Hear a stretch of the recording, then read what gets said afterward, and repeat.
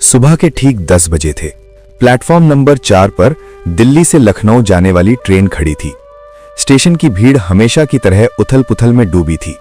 कुलियों की पुकार, चाय वालों की आवाज, किसी की हंसी, किसी की शिकायत और गूंजती अनाउंसमेंट। हर तरफ हलचल थी, लेकिन उसी शोर के बीच एक अजीब सी चुप्पी भी थी।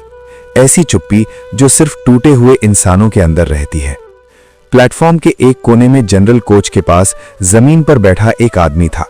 फटे पुराने कपड़े, मैला चेहरा, झुकी हुई गर्दन और सामने रखा हुआ एक टिन का कटोरा, जिसमें हर सिक्का गिरते ही उसकी आत्मा को थोड़ा और कुचलता जा रहा था। उस कटोरे की खनक किसी एहसान की नहीं, बल्कि हर बार आत्मसम्मान के टूटने की आवाज थी। उसका नाम अमन था। वही अमन जो कभी इसी स्टेशन से सिर उठाकर गुजरता है, जिसके जूतों में धूल नहीं, सपनों की चमक होती थी। लेकिन आज वो हर आती जाती नजर से बचते हुए जमीन ही देख रहा था, जैसे वहां कोई जवाब लिखा हो कि उसकी जिंदगी यहां तक कैसे आ गई। प्लेटफॉर्म के दूसरे सिरे पर एक अलग ही हलचल थी। खाकी वर्दी में खड़े पुलिस के जवान, मीडिया के कैमरे और उनके बीच तेज कदमों से चलती एक महिला अधिकारी। कंधों पर 3-3 स्टार, आंखों में अनुशासन, चेहरे पर वही सख्ती जो सालों की ट्रेनिंग इंसान के रगों में उतार देती है। आईपीएस वैष्णवी सिंह। 3 साल पहले वही वैष्णवी इस शहर से टूटी हुई निकल गई थी। उस दिन उसके चेहरे पर अपमान की छाया थी और दिल में जिगर का आग। लेकिन आज वो वापस आई थी, वर्दी पहनकर, अपने सपनों के साथ और किसी के आगे झुकने के बिना। ट्रेन में चढ़ने ही वाली थी कि अचानक उसकी नजर नीचे बैठे उस आदमी पर पड़ी।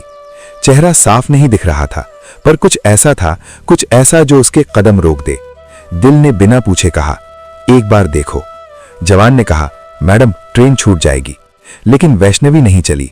उसकी आंखें उसी आदमी पर टिक गई थीं। तभी हवा के हल्के झोंके से उस आदमी के चेहरे से गमछा थोड़ा हट गया और बस एक पल के लिए उसका चेहरा सामने आ गया। नाक की बनावट, माथे की लकीर, आंखों की थकी हुई पहचान। वैष्णवी की सांस अटक गई, दिल जोर से धड़क उठा था। ऐसा नहीं हो सकता।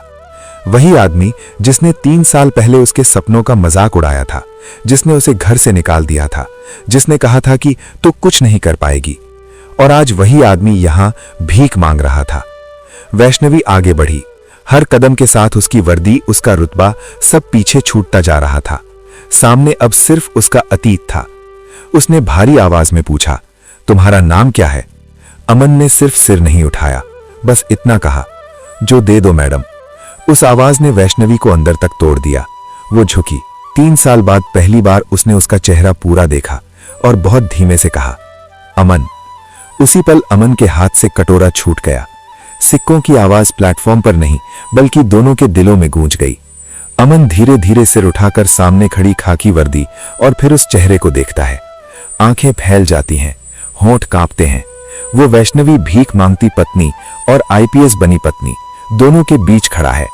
स्टेशन चलता रहा, लोग आते जाते रहे, लेकिन उनके लिए वक्त वहीं रुक गया था, क्योंकि अब जो होने वाला था वो सिर्फ मुलाकात नहीं, बल्कि हिसाब था। दर्द का, घमंड का और इंसानियत की आखिरी परीक्षा का। कटोरा जमीन पर गिर चुका था। सिक्के इधर उधर बिखरे पड़े थे। अमन अब भी उसी तरह बैठा था जैसे कोई अपराधी अदालत में खड़ा हो, सिर झुका हुआ, आंखें उठाने की हिम्मत नहीं, क्योंकि सामने खड़ी वैष्णवी सिर्फ एक आईपीएस अफसर नहीं थी, वो उसकी सबसे बड़ी हार थी। उसकी जिंदगी का वो आईना था जिसमें आज उसे अपना सबसे कुरूप चेहरा दिख रहा था। वैष्णवी कुछ पल तक उसे देखती रही, उस आदमी को नहीं, उस इंसान को जो कभी उसका पति था, जिसने उसके हाथों से किताबें छीनी थीं, जिसने कहा था कि लड़कियों के सपने घर की 4 दीवारी से बाहर नहीं होते, जिसने हर उस दिन उसे ताना मारा था जब वो देर रात तक पढ़ती थी।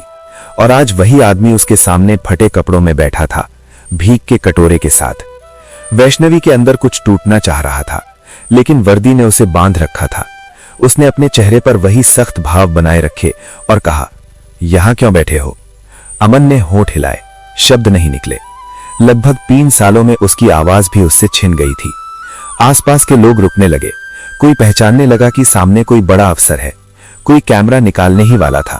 तभी वैष्णवी ने एक सख्त नजर डाली और भीड़ अपने आप पीछे हट गई। उसने इशारे से जवानों को दूर रहने को कहा, क्योंकि यह मामला अब सरकारी नहीं, निजी था। अमन ने धीरे धीरे सिर उठाया। आंखों में शर्म, डर और एक अजीब सी राहत भी थी, जैसे किसी अपराधी को आखिरकार अपने जज के सामने खड़ा होने का मौका मिल गया हो। उसने धीरे धीरे पूछा, तुम यहां कैसे? वैष्णवी ने बिना भाव बदले कहा, 3 साल पहले तुमने भी यही सवाल मुझसे किया था, याद है? वो पल जैसे हवा में जम गया। अमन की आंखों के सामने वो रात घूम गई जब उसने वैष्णवी का बैग दरवाजे के बाहर फेंक दिया था, जब उसने कहा था, अगर इतनी ही अफसराना शौक है तो निकल जा, इस घर में तेरे लिए जगह नहीं। और वैष्णवी आज भी उसे याद कर रही थी। शब्द शब्द, दर्द दर्द। अमन की आवाज भर आ गई, मुझे नहीं पता था कि हालात यहां तक ले आएंगे। वैष्णवी ने पहली बार गहरी सांस ली। हालात नहीं अमन, फैसले यहां तक लाते हैं। ट्रेन का हॉर्न बजा, समय आगे बढ़ रहा था, लेकिन यह बातचीत अब किसी ट्रेन से नहीं बंधी थी। वैष्णवी के दिमाग में 3 साल घूम रहे थे।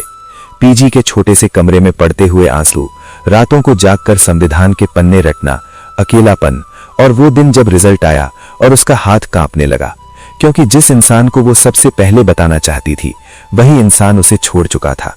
और आज वही इंसान उसके सामने बैठा था, टूटा हुआ, खाली। अमन ने कटोरे में बिखरे सिक्के समेटने की कोशिश की, लेकिन वैष्णवी ने उसका हाथ पकड़ लिया। पहली बार 3 साल बाद उसका हाथ, वही हाथ जो कभी भरोसे का था और आज शर्म का। अमन सिहर गया, जैसे उसे बिजली का झटका लगा हो। ये सब मत उठाओ, वैष्णवी ने धीमे लेकिन सख्त लहजे में कहा। अब नहीं। अमन की आंखों से आंसू गिर पड़े, बिना आवाज के, बिना हिचकी के, सीधे जमीन पर। उसने कहा, मुझे माफ कर दो, अगर माफी के लायक हूं। और यही वो पल था जहां कहानी सीधी नहीं रहने वाली थी, क्योंकि वैष्णवी के अंदर 2 औरतें खड़ी थीं, एक इंसाफ की मांग करने वाली और दूसरी इंसानियत की। वो हाथ छोड़ती है, सीधी खड़ी होती है और कहती है, उठो।